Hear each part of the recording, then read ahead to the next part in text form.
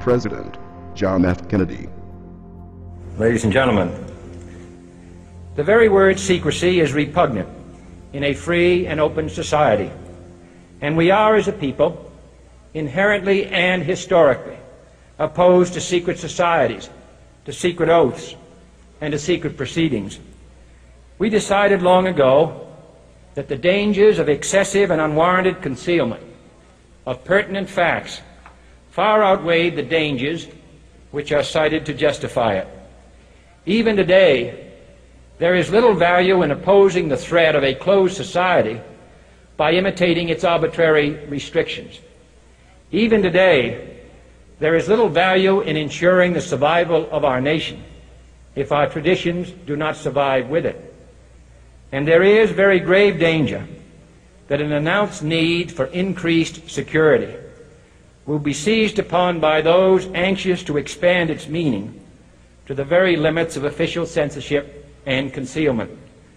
That I do not intend to permit to the extent that it's in my control. And no official of my administration, whether his rank is high or low, civilian or military, should interpret my words here tonight as an excuse to censor the news, to stifle dissent, to cover up our mistakes, or to withhold from the press and the public the facts they deserve to know. For we are opposed around the world by a monolithic and ruthless conspiracy that relies primarily on covert means for expanding its sphere of influence, on infiltration instead of invasion, on subversion instead of elections, on intimidation instead of free choice, on guerrillas by night instead of armies by day.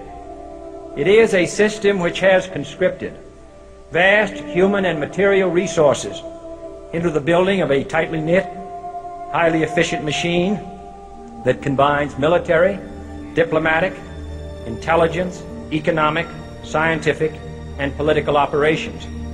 Its preparations are concealed, not published. Its mistakes are buried, not headlined. Its dissenters are silenced, not praised. Its dissenters are silenced, not praised.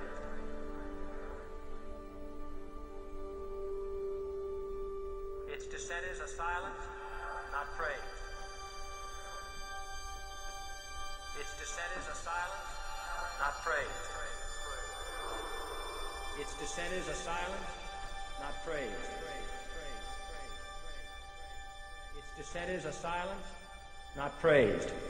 No expenditure is questioned, no rumor is printed, no secret is revealed.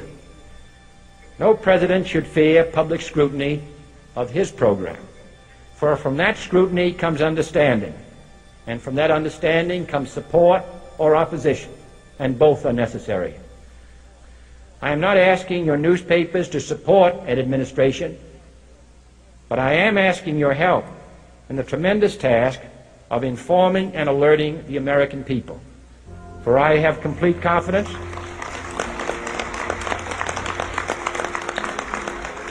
in the response and dedication of our citizens whenever they are fully informed.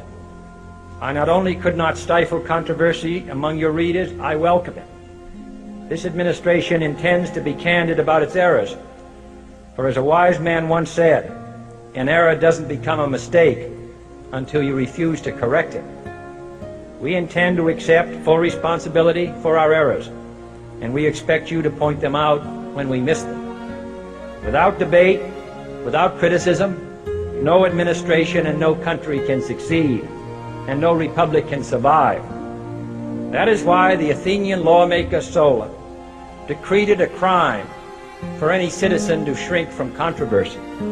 And that is why our press was protected by the First Amendment, the only business in America specifically protected by the Constitution, not primarily to amuse and entertain, not to emphasize the trivial and the sentimental, not to simply give the public what it wants, but to inform, to arouse, to reflect, to state our dangers and our opportunities, to indicate our crises and our choices, to lead, mold, educate, and sometimes even anger public opinion.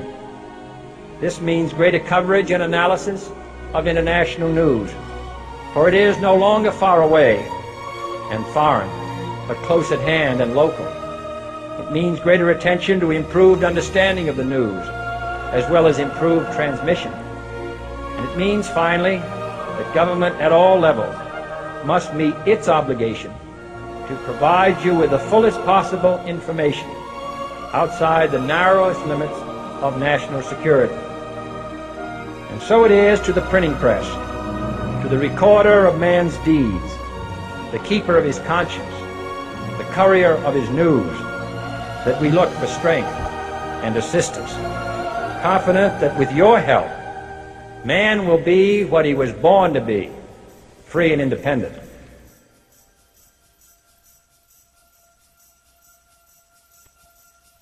You were both in Skull and Bones, the secret society. It's so secret we can't talk about it. What does that mean for America? The conspiracy theorists are going to go wild. I'm sure they are. I don't know. I haven't seen the web. Number 322? You both were members of Skull and Bones, a secret society at Yale. What does that tell us? Not much, because it's a secret.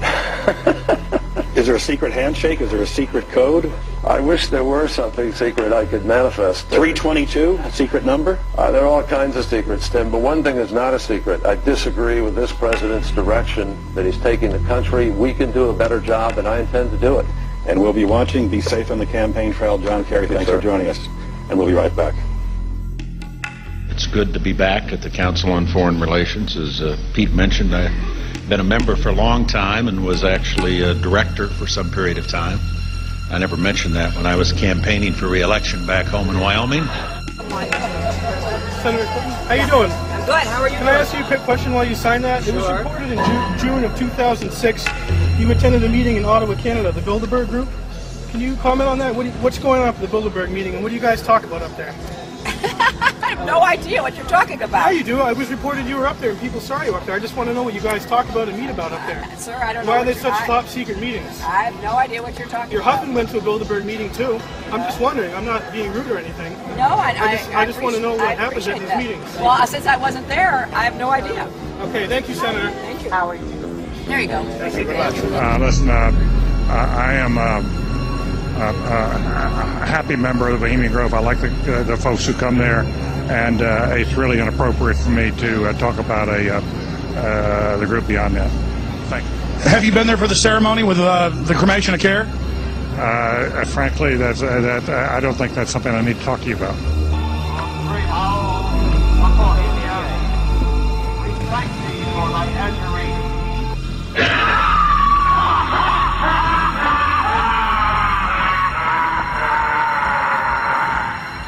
Have you been there for the ceremony with the cremation of care? Frankly, I don't think that's something I need to talk to you about. Really? That's right. Well, I'm Alex Jones, and I snuck in there in 2000. I'm the guy that blew it wide open and got the video. It's been on national TV. Well, I disrespect you for that. You do? I do. But it's a lot of big public officials going in there. Don't we deserve to know? I don't know anything about you, and I don't know anything about your film. But if you go in there with an understanding, you violated that understanding by releasing that film, and I don't respect you for that. Really? But we have public officials. I'm sorry, you took an understanding when you went in there that you would not do that film. And did you have an understanding when you went in there? No. Did you crash it? Yes. Yeah, and it has no trespassing signs there too, doesn't it? No, they put those after. Oh, I'm sorry. I'm sorry, sir. I've been there before. I know what the circumstances are, and I'm sorry you violated the understandings. But that was not a gentlemanly thing to do. But what about the ritual? Is the ritual gentlemanly?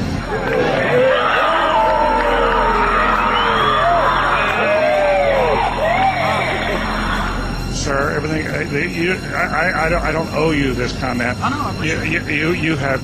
This is what's called ambush journalism, and I disrespect you for that as well. So thank you and goodbye. The ritual? It's none of your damn business. Oh.